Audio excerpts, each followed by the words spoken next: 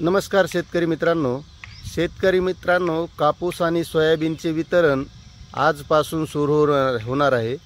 मुंबईमध्ये शेतकऱ्यांना कृषी पुरस्काराचा जो कार्यक्रम आहे, या कार्यक्रमाच्या माध्यमातून सोयाबीन आणि कापूस अनुदानाचं वितरण केलं जाणार आहे।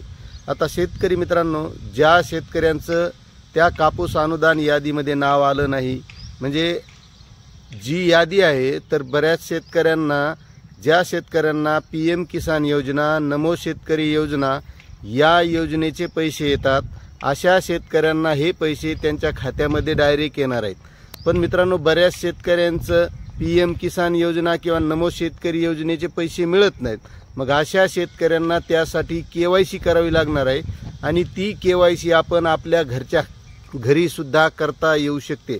आता ती कशी करायची, त्यासाठी काय करावे लागणार आहे, याची संपूर्ण माहिती आपण आजच्या व्हिडिओच्या माध्यमातून घेणार आहोत। कारण आज जे वितरण होणार आहे ते हेक्टरी 5,000 रुपये मिळणार आहे। ज्यांचं 20 गुंठेपेक्षा कमी क्षेत्र आहे, अशा शेतकऱ्यांना 1,000 रुपये हे सरसगट मिळणार आहेत। मात्र त्यासाठी शेतकऱ्यांना KYC करावी लागणार आहे।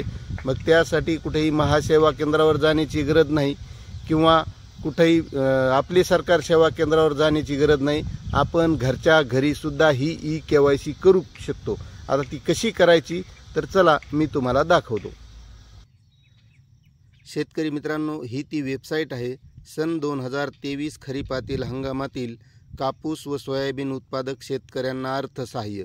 या वेबसाईटची लिंक आपल्या डिस्क्रिप्शनमध्ये दिलेली आहे, त्यावर क्लिक करायचं आणि त्यावर क्लिक केल्याच्या नंतर अशी वेबसाईट ही ओपन होणार आहे। ही वेबसाईट ओपन झाल्याच्या नंतर इथं आपल्याला 2 ऑप्शन दिसतील, एक लॉग इन आणि एक डिस्बर्समेंट स्टेटस। तर आपल्याला जर घरच्या घरी KYC करायची असेल तर आपल्याला डिस्बर्समेंट स्टेटसवर क्लिक करायचं आहे। त्यावर क्लिक केल्याच्या नंतर मित्रांनो, आपल्याला इथे एंटर आधार नंबर आणि त्याखाली एक QR कोड आणि त्यानंतर ऑथेंटिकेट टाईपमध्ये OTP आणि बायोमेट्रिक असे 2 ऑप्शन दिसतील। तर आपण इथे आधार नंबर टाकून घ्यायचा आहे। आधार नंबर टाकल्याच्या नंतर इथे कॅप्चा कोड टाकायचा आहे आणि कॅप्चा कोड टाकल्याच्या नंतर आपण OTP हे ऑप्शन निवडायचं आहे। तर इथं आधार नंबर टाकल्याशिवाय ते घेत नाही। मग इथं OTP टाकल्याच्या नंतर त्यानंतर आपल्याला OTP सेंड असं क्लिक करावं लागेल। मग त्यानंतर आपल्याला OTP येईल आणि OTP टाकल्याच्या नंतर आपली KYC पूर्ण कंप्लीट होणार आहे। मित्रांनो, अशी सोप्या पद्धतीने KYC करून घ्यायची, आपण घरच्या घरी करू शकता। मित्रांनो, आपल्याला ही माहिती कशी वाटली नक्कीच कमेंट करून कळवा। चॅनलवर नवीन असाल तर सबस्क्राईब करायला विसरू नका। तर भेटूया अशात नवीन माहितीसह नवीन व्हिडिओमध्ये। जय हिंद, जय महाराष्ट्र।